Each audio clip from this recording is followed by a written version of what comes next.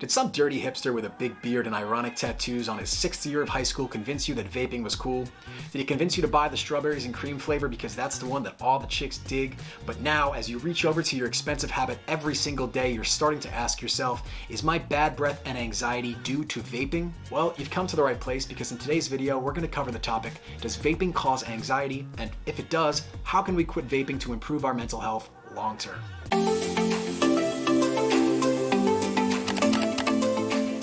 Before we dive too deep into this though, I want you guys to drop a comment down below and let me know why you started vaping in the first place. What I think we're gonna find is a lot of people start vaping or smoking due to stress or anxiety in their life, whether that be the social pressure of all your friends smoking or trying to impress your crush, or maybe you're like me and you just felt super anxious in high school and this was the first easy solution to come across your way and you're like, yeah, I want less anxiety, pass me that. Now, when it comes to whether or not vaping causes anxiety, there are a ton of studies showing that it does, but I don't want to bore you guys citing all the research behind this stuff because I know you guys just bounce away when I do that. So instead, I'm going to link to my full article on this topic down below where I cite these studies.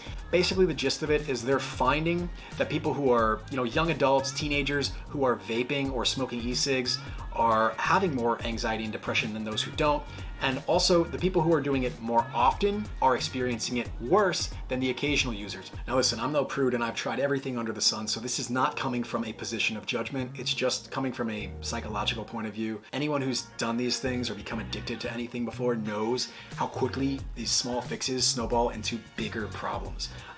Addiction, dependence, tolerance, these things add up quickly, and before you know it, you're gonna have way more anxiety and stress on your hands than before you started. And to highlight this fact, I want to start by taking a look at the chemicals inside vaping products and just give you an idea of what you're actually putting inside your body. Obviously, we have nicotine that's in most vaping products, propylene glycol, vegetable glycerin, and various often unnatural flavorings. Now, these ingredients are typically considered safe in small doses, but let's be honest, I don't know many vapors that are vaping in small doses. Now, on top of this, research into the long-term effects of any of these things are limited, so do with that what you will. Nicotine is obviously one of the main chemicals inside vaping products, and it's also a nervous system stimulant, which means naturally it can boost our anxiety and stress levels. The reason it feels so good is because it also boosts our dopamine levels, which is that reward neurotransmitter making us feel like we did something good. But this is also why it becomes so addictive. It feels good to get a hit of dopamine, so quickly we start finding ourselves reaching for that hit, that pull over and over again because our body's baseline for feeling good is becoming lower and lower. To make matters even worse, because I know a lot of people think of vaping as a healthier alternative to smoking, but the problem is vaping liquids can differ greatly in their nicotine content, so oftentimes the vape liquid we're using can have higher nicotine levels than smoking alone, especially if, because you think it's healthy, you're taking more puffs than you usually would, or because you're doing it indoors, the opportunity is there to be vaping more than you usually would smoking. But I know a lot of you guys are now wondering, is vaping without nicotine safe? And to tell you the truth, it's safer. It's better to vape without nicotine than it is to vape with nicotine or to smoke, but you still are posing some risk to yourself due to those other unnatural chemicals that are inside the vape liquid. More dangerous than those ingredients I just mentioned is something called diacetyl, which used to be used in a lot of different vaping e-liquids, not used so much anymore, but it would be used to kind of create a sort of buttery flavor.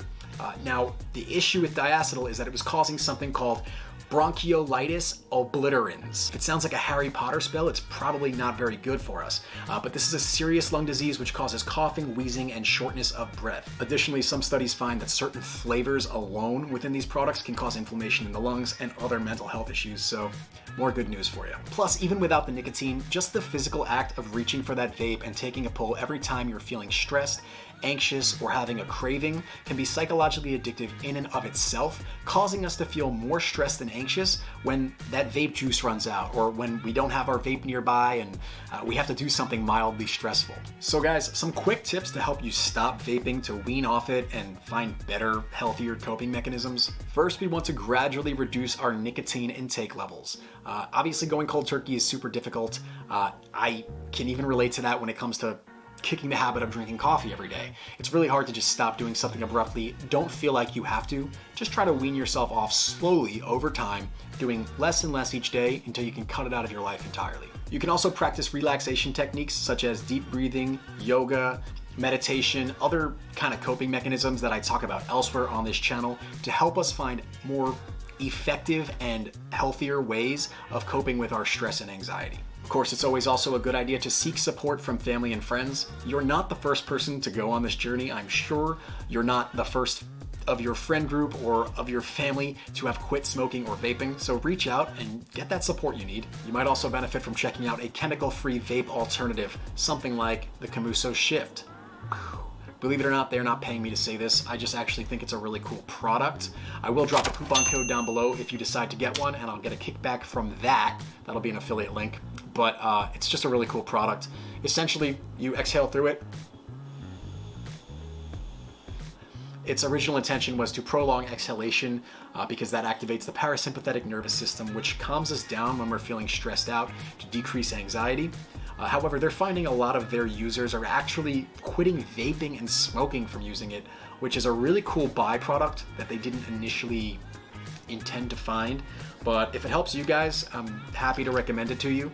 So make sure you check it out down below. And that's pretty much all I've got for you guys today. Thanks for sticking to the end. If you find that vaping affects your mental health, especially in a way I didn't mention, but also if it affects your anxiety, drop a comment below. I want to hear about it. This is always good for other people going through similar things to share their experiences. Other than that, like, subscribe, and I'll catch you guys next time.